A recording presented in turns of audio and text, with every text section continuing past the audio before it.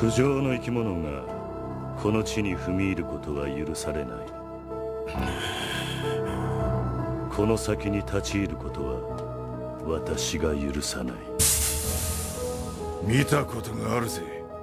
その目は見たことがある。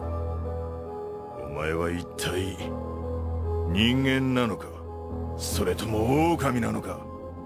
そのどちらでもない。お前のその目は紛れもなく狼の目だ。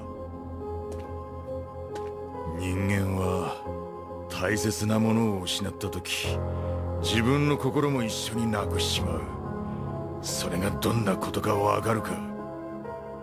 わかるとも。それを奪った相手にはどんなことをしても復讐する。容赦せずに。そう、容赦などいらない。